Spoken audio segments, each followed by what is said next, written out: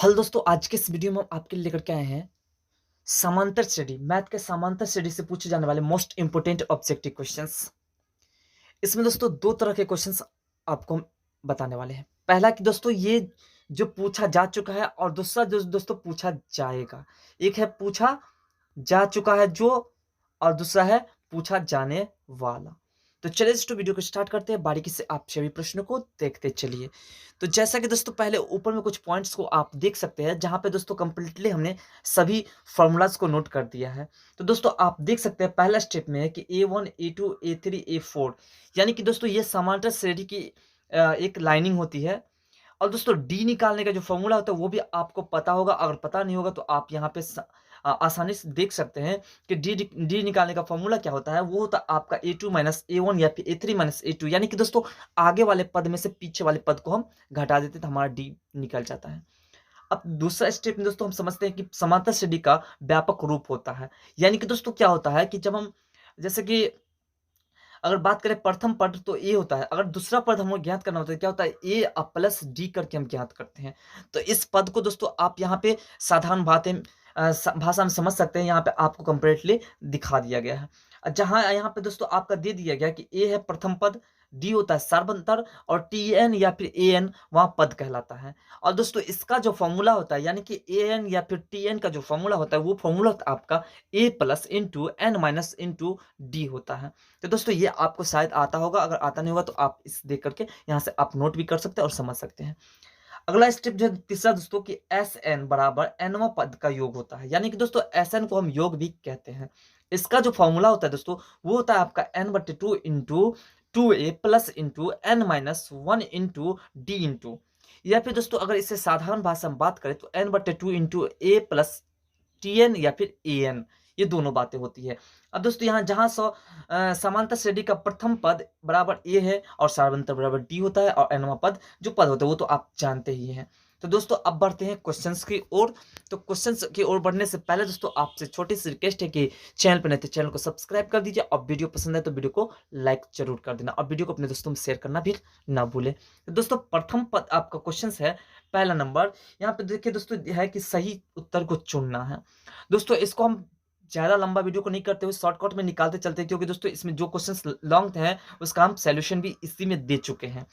तो दोस्तों पहला है आपका कि 3/2 कॉमा 1/2 कॉमा माइनस 1/2 और कॉमा माइनस 3/2 का पदांतर होगा। अब पदांतर का मतलब क्या होता है दोस्तों, तो जिसे हम लोग क्या कहते हैं, सार्वअंतर, या फिर दोस्तों जिसे हम लोग डी कहते हैं। तो दोस्तों आपका जो इसमें ऑप्शन है वो है 1 माइनस 1 और 1/2 और माइनस 1/2, जिसमें दोस्तों आपका जो परफेक्ट आंसर है वो है आपका ऑप्शन नंबर बी माइनस 1/1। अब दोस्तों आपको पता होगा कि 1/2 में से माइनस कर देंगे 3/2 को, और जो उसके बाद हमारा जो आंसर आएगा वो हमारा परफेक्ट आंसर हो जाएगा। अगला क्वेश्चन तो आपका कि एपी 630 माइनस 3 का सर्व अंतर क्या है। तो दोस्तों पदांतर और सार्वंतर दोनों सेम है। दोस्तों पहला जो प्रश्न है वो 2011 में पूछे गए प्रश्न है, ध्यान रहे। तो इसका जो आपका जो पदांतर होगा दोस्तों, यानी कि सर्व अंतर जो होगा उससे हम क्या करेंगे, इस 3 में से इस 6 को घटा देंगे। तो घटाने के बाद जो हमारा परफेक्ट आंसर आएगा वो आपका ऑप्शन नंबर बी हो जाएगा, -3 आएगा। अगला प्रश्न दोस्तों आपका कि एपी -5 -1 3 और 7 के लिए सर्व अंतर क्या होगा। ये भी क्वेश्चन सेम है दोस्तों, ऊपर वाले क्वेश्चन की ही तरह है। इसमें भी दोस्तों हम क्या करेंगे, A2 में से A1 को घटा देंगे, यानी -1 में से -5 को घटा देंगे। तो जिसमें दोस्तों आपका जो परफेक्ट आंसर हो जाएगा वो आपका ऑप्शन नंबर सी हो जाएगा, यानी कि 4 हो जाएगा। अब कैसे दोस्तों, तो -1 और +5 हो जाएगा, क्योंकि दोस्तों माइनस माइनस प्लस हो जाएगा, घटाने में माइनस रहती है तो इसलिए प्लस हो जाएगा। तो बढ़ते दोस्तों फिर आगे के प्रश्न की ओर। आगे के प्रश्न दोस्तों आपका कि एपी 10 7 और 4 डॉट डॉट -62 के अंतिम पद के ठीक पहले का पद क्या होगा। तो दोस्तों इसका दो तरीका है। पहला तरीका यहाँ पे आपको स्पष्टली दे दिया गया है कि डी निकाल करके अभ्यस्त कर करके हम यहाँ पर घटा करके जो हमारा परफेक्ट आंसर आ जाएगा। और दूसरा तरीका हम कर सकते हैं दोस्तों, एन के फॉर्मूला से भी हम ज्ञात करके उसमें से भी निकाल सकते हैं। एन पता करने के बाद दोस्तों हम उसमें से निकाल सकते हैं। तो बढ़ते इसमें जो आपका जो परफेक्ट आंसर हो जाएगा वो आपका ऑप्शन नंबर सी हो जाएगा, -59। तो बढ़ते दोस्तों फिर आगे के प्रश्न की ओर। आगे के प्रश्न जो है आपका दोस्तों 5 नंबर ठीक है, निम्नलिखित में कौन एपी है? अब दोस्तों एपी कैसे होगा जब हमारा सभी प्रश्नों को देखिए, ऑप्शंस आपके सामने जो 4 ऑप्शंस है, इन ऑप्शंस को आप देख रहे होंगे। इसमें दोस्तों आपको ध्यान ये रखना होगा, जब हम D1 निकालेंगे या फिर D2 निकालेंगे या फिर D3 निकालेंगे, हम 3 कम से कम पद निकालेंगे। D3 तक जब हम निकालते हैं तो तीनों का जब D सेम आ जाएगा तो हम समझ जाएंगे कि वो एपी में है, अन्यथा नहीं है। तो देखते हैं दोस्तों इसमें कौन कौन से है जो सेम सेम लग रहा है। तो दोस्तों इसमें लग रहा है 2 4 8 16, तो दोस्तों ये सेम नहीं लग रहा है। उसके बाद 1 3 9 27, ये भी सेम नहीं लग रहा है, क्योंकि दोस्तों देखिए इस दोनों में आपका जो अगला पद जो सेम मैच नहीं कर रहा है। अब बात करते हैं दोस्तों, तो -10 और -6 और -2, अगर इसमें से हम घटाते हैं तो 4 4 4 निकल रहा है। और उसके बाद जो है आपका दोस्तों ए स्क्वायर ए क्यू और ए का पावर 4, ये दोस्तों नहीं हो सकता है, जिसमें दोस्तों आपका जो परफेक्ट आंसर हो जाएगा वो आपका ऑप्शन नंबर सी हो जाएगा, -10 -6 और -2 और 2। अगला प्रश्न दोस्तों आपका कि निम्नलिखित में कौन एपी में है? ये भी दोस्तों सेम क्वेश्चन है। तो इससे में भी दोस्तों आपका ऑप्शन है 2 6 8 16 वाला, या फिर -10 6 -2 और 4 वाला। और दूसरा है आपका ऑप्शन दोस्तों √2 √8 और √18 और √32, और आपका जो लास्ट ऑप्शन दोस्तों वो है 1 1 1 2 2 2 3। तो दोस्तों ये तो हो नहीं सकता है। तो ये जब नहीं हो सकता है तो आपका जो परफेक्ट आंसर हो जाएगा वो आपका ऑप्शन नंबर सी हो जाएगा, √2 √8 √18। अब कैसे दोस्तों? दोस्तों इसको हम 8 जो है √8 जो है इसको हम वर्गमूल निकाल करके इसे बाहर कर लेंगे। बाहर करने के बाद क्या हो जाएगा दोस्तों, आपका 2 √2 हो जाएगा। जब 2 √2 हो जाएगा दोस्तों, तो इसमें से √2 को घटाएंगे तो हमारा 1 जो बच जाएगा, तो हमारा सेम हो जाएगा। फिर अगला पद में करेंगे तो 3 हो जाएगा, 3 √2 हो जाएगा, तो ये भी हमारा निकल जाएगा। तो बढ़ते दोस्तों फिर आगे के प्रश्न। दोस्तों आपका, यदि एपी का सामान्य पद 3n + 5 है तो इसका सर्व अंतर होगा। तो दोस्तों इसका जो आपका ऑप्शन है 1 2 3 5, जिसमें दोस्तों आपका जो परफेक्ट आंसर है वो है आपका ऑप्शन नंबर सी 3 नंबर की। यदि 2/3, a, 2 किसी समांतर श्रेणी के 3 क्रमागत पद हैं तो a का मान होगा। जिसमें दोस्तों आपका जो ऑप्शन है वो है आपका 2/5, 4/3 और 5/4 और 3/2। जिसमें दोस्तों आपका जो परफेक्ट आंसर हो जाएगा वो आपका ऑप्शन नंबर बी हो जाएगा, 4/3। दोस्तों इसे भी आप ज्ञात कर सकते हैं आसानी से। सेम क्वेश्चन से, एक ही तरह के क्वेश्चन है दोस्तों। आपका जो जो 7वां क्वेश्चन जो गुजरा, ये 7 नंबर क्वेश्चन आप देख रहे हैं, ये VBI क्वेश्चन में से ये आपका बिहार मॉडल क्वेश्चन है, ये पूछा जा सकता है, ये चांस ज्यादा है। तो बढ़ते दोस्तों फिर आगे के प्रश्न की। आगे जो प्रश्न है दोस्तों आपका 9 नंबर प्रश्न है आपका कि यदि किसी समांतर श्रेणी का nवां पद an + b है तो उसका पदांतर होगा। पदांतर मतलब तो दोस्तों पीछे भी पढ़ लिए कि सार्वंतर यानी कि डी। इसमें ऑप्शन दोस्तों b n a और 1, जिसमें दोस्तों आपका जो परफेक्ट आंसर है वो आपका ऑप्शन नंबर सी ए।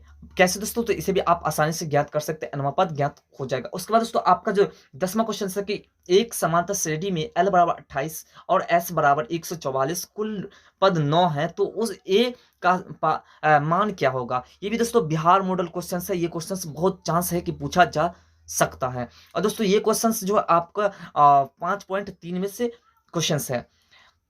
ऑप्शन दोस्तों 3 4 5 6। दोस्तों इसका सॉल्यूशन भी आपके सामने हम कंप्लीटली यहाँ पे दे चुके हैं, इस सॉल्यूशन को आप देख करके समझ सकते हैं।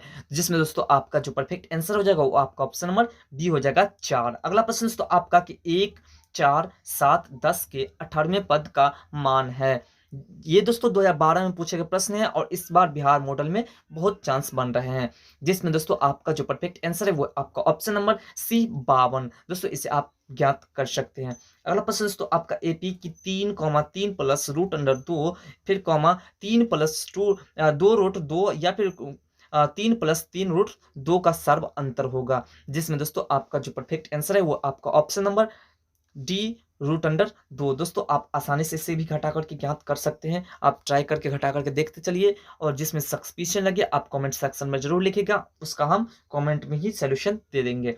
अगला प्रश्न दोस्तों आपका 13 नंबर की, यदि एपी का प्रथम पद ए और पदांतर डी हो तो n पदों का योग फल होगा, जिसमें दोस्तों आपका जो परफेक्ट आंसर है वो आपका पता ही हो, पीछे वाले में आप देख लिए हैं। तो जिसमें दोस्तों योगफल का या फॉर्मूला क्या होता है, तो n/2 into 2a plus into n-1 into D, ये तो आपको पता ही दोस्तों। तो यही आपका परफेक्ट आंसर हो जाएगा। अगला प्रश्न दोस्तों आपका 14 नंबर की, यदि एपी का प्रथम पद ए और पदांतर डी हो तो एनवा पद क्या होगा। दोस्तों 2017 में पूछे गए प्रश्न है और दोस्तों बिहार मॉडल प्रश्न है, यानी कि इस बार भी वीवीआई में चयन किया गया प्रश्न है, जिसमें दोस्तों आपका जो परफेक्ट आंसर है वो आपका हो जाएगा option number B, A plus into n-1 into D. दोस्तों ये भी फॉर्मूला हम ऊपर देख चुके हैं। तो बढ़ते दोस्तों फिर आगे के प्रश्न के आगे प्रश्न दोस्तों आपका 15 नंबर कि किसी एपी में पहला पद 5 और चौथा पद 9.1/2 है तो दूसरा पद क्या होगा। तो दोस्तों इसे भी हम आसानी से ज्ञात कर सकते हैं। ज्ञात करने के लिए दोस्तों हमको क्या करना पड़ेगा,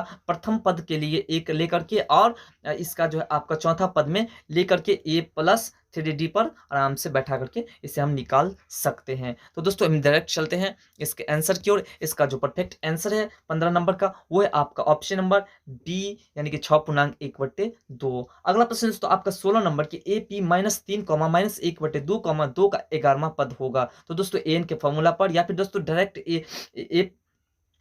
ए11 बराबर ए प्लस 10d पर आप निकाल सकते हैं आसानी से। तो दोस्तों इसका जो आपका जो परफेक्ट आंसर हो जाएगा 16 नंबर का वो हो जाएगा ऑप्शन नंबर ए, यानी कि 22। अगला प्रश्न दोस्तों आपका 17 नंबर की n पदों वाले एपी का योग n² प्लस 2n+1 है तो इसका छठा पद है, जिसमें दोस्तों आपका जो परफेक्ट आंसर हो जाएगा वो आपका ऑप्शन नंबर बी 13। अगला प्रश्न दोस्तों आपका कि -10 -6 -2 और 2 डॉट डॉट 34 में पदों की संख्या है। तो दोस्तों इसमें भी आपको n ज्ञात करना है। तो n ज्ञात करने के लिए an के फॉर्मूला पे आप ज्ञात कर सकते हैं, जिसमें दोस्तों आपका जो परफेक्ट आंसर हो जाएगा वो आपका ऑप्शन नंबर सी 12। तो बढ़ते दोस्तों फिर आगे के कुछ प्रश्न है और बचे हुए उस प्रश्न की और प्रश्न है आपका दोस्तों 19 नंबर कि यदि किसी समांतर श्रेणी के प्रथम द्वितीय एवं अंतिम पद क्रमशः ए बी और सी है तो पदों की संख्या होगी। ऑप्शन दोस्तों आपके सामने है, 3 ऑप्शन है और चौथा इनमें से कोई नहीं, जिसमें दोस्तों आपका जो परफेक्ट आंसर है वो आपका ऑप्शन नंबर सी हो जाएगा B plus C -2a but B -a। दोस्तों आप भी इसे ज्ञात कर सकते हैं आसानी से उसी फॉर्मूला का अप्लाई करके, यानी कि an या फिर SN के फॉर्मूले से दोनों से अप्लाई करके जांच कर सकते हैं। अगला प्रश्न दोस्तों आपका कि जब किसी अनुक्रम के पद किसी नियत नियम के तहत लिखे जाते हैं तो उसे कहते हैं, क्या कहते हैं, श्रेणी, समांतर श्रेणी, समांतर माध्य और इनमें से कोई नहीं, जिसमें दोस्तों आपका जो परफेक्ट आंसर है वो आपका ऑप्शन नंबर ए श्रेणी। ऐसे दोस्तों आपको पता है कि अनुक्रमा पद में जो लिखते हैं यानी कि एक समान डिस्टेंस यानी कि डिफरेंट के अंतर्गत लिखते हैं, यानी कि इसके सभी के बीच के जो दूरी है वो सेम होते हैं। तो बढ़ते दोस्तों फिर आगे के प्रश्न आपका 21 नंबर कि 1 + 2 + 3 plus dot dot plus n बराबर है n+1/2 या फिर n into n+1 into n+2/2, या फिर दोस्तों आप देख सकते हैं डॉट डॉट 3 और ऑप्शंस हैं, जिसमें दोस्तों आपका जो परफेक्ट आंसर है वो है आपका ऑप्शन नंबर सी, यानी कि n इंटू n+1/2। अगला प्रश्न दोस्तों आपका कि 1 + 2 + 3 प्लस डॉट डॉट प्लस 100 का योगफल होगा, जिसमें दोस्तों आपका जो डायरेक्ट आंसर की बात करते हैं तो वो आपका परफेक्ट आंसर है वो आपका ऑप्शन नंबर बी, यानी कि 5050। अब कैसे ज्ञात करेंगे दोस्तों, तो आसानी से आप एसएन के फॉर्मूला पर ज्ञात कर लीजिएगा। अब एसएन के फॉर्मूला पर ज्ञात करने के लिए आप सोचेंगे इसमें क्या क्या चीज़ है, तो आपको दोस्तों ए पता ही है, टी निकाल ही लेंगे घटा करके, और ए एन आपको पता है कि 100 है। तो दोस्तों आप आसानी से ज्ञात कर सकते हैं, पहले एन ज्ञात कर लीजिएगा उसका एस एन आप ज्ञात कर लीजिएगा। तो बढ़ते दोस्तों फिर आगे के प्रश्न की ओर। आगे के जो प्रश्न है आपका 23 नंबर की श्रेणी 21, 18, 15 का कौन सा पद शून्य है, 7वां पद, 8वां पद, 9वां पद और 12वां पद, जिसमें दोस्तों आपका जो परफेक्ट आंसर है वो है आपका ऑप्शन नंबर बी 8वां पद। अगला प्रश्न दोस्तों आपका कि समांतर श्रेणी 4, 9, 14, 19 का कौन सा पद 109 है, यानी कि दोस्तों इसमें भी n ज्ञात करना है और ये भी दोस्तों बिहार मॉडल क्वेश्चंस हैं, जिसमें दोस्तों आपका जो परफेक्ट आंसर है वो आपका ऑप्शन नंबर डी 22वां पद है। अगला प्रश्न दोस्तों आपका समांतर श्रेणी 10, 7, 4 डॉट डॉट का 30वां पद बराबर है, ये भी दोस्तों 2015 में पूछे गए प्रश्न है, जिसका दोस्तों आपका जो परफेक्ट आंसर है वो आपका ऑप्शन नंबर सी -77। अगला प्रश्न दोस्तों आपका 26 नंबर के समांतर श्रेणी 2, 7, 12 का 10वां पद क्या होगा, जिसमें दोस्तों आपका जो परफेक्ट आंसर है वो आपका ऑप्शन नंबर डी 47। दोस्तों ये 2012 में और 2015 में पूछे गए प्रश्न में से है, ध्यान रहे। तो बढ़ते दोस्तों फिर आगे के प्रश्न कुछ ही प्रश्न अब बचे हैं दोस्तों। 27 नंबर प्रश्न। 27वां प्रश्न दोस्तों आपका, यदि किसी समांतर श्रेणी का nवां पद टी एन बराबर 3n-2 हो तो और T4 का मान होगा, जिसमें दोस्तों आपका जो परफेक्ट आंसर है वो आपका ऑप्शन नंबर सी 10। अब कैसे दोस्तों, तो आप आसानी से T4 जो है 4 को n की जगह पर बैठा देंगे तो गुना कर देंगे तो क्या हो जाएगा 4 तिया 12, और 4 तिया 12 में से 2 को घटा देंगे तो आपका कंप्लीटली आंसर 10 आ जाएगा। तो अगला प्रश्न दोस्तों आपका 28 नंबर के AP 2, 5, 8, 11 का नौवां पद क्या होगा। तो दोस्तों ये भी बहुत सिंपल क्वेश्चन है। इससे पहले वाले जो 27 नंबर क्वेश्चन थे ये दोस्तों 2016 में पूछे गए प्रश्न है। इसका जो परफेक्ट आंसर हो जाएगा 28 नंबर का, वो आपका ऑप्शन नंबर बी 26 हो जाएगा। ये दोस्तों बिहार मॉडल प्रश्न है, ध्यान रहे। अगला प्रश्न दोस्तों आपका कि समांतर श्रेणी 8, 10, 12 का 10वां पद है। दोस्तों ये भी बिहार मॉडल प्रश्न है, बहुत इंपॉर्टेंट प्रश्न है, अब बहुत सिंपल प्रश्न भी है, जिसमें दोस्तों आपका जो परफेक्ट आंसर है वो आपका ऑप्शन नंबर बी 26। अगला प्रश्न दोस्तों आपका 30 नंबर के, निम्नलिखित में कौन समांतर श्रेणी है। दोस्तों ये ऐसे तो क्वेश्चन ऊपर ही हम देख लिए, ये भी बिहार मॉडल क्वेश्चन है, जिसमें दोस्तों आपका जो परफेक्ट आंसर है वो आपका ऑप्शन नंबर डी 0, -4, -8, -12, यानी कि सभी का अंतर 4 का है। अगला प्रश्न दोस्तों जो कि लास्ट प्रश्न है आपका, समांतर श्रेणी 5, 8, 11, 14 के प्रथम 24 पदों का योग है, जिसमें दोस्तों आपका जो परफेक्ट आंसर है वो आपका ऑप्शन नंबर सी 948। तो दोस्तों आशा करता हूँ कि हमारी तो बताई गई जानकारी आपको बेहद पसंद आया, और पसंद आए तो वीडियो को लाइक करें, कमेंट करें, और चैनल को सब्सक्राइब करके वीडियो को अपने दोस्तों में शेयर करना ना भूलें। तो दोस्तों फिर मिलते हैं अगले वीडियो में इस तरह के टॉपिक के साथ, तब तक के लिए बाय, जय हिंद, जय भारत।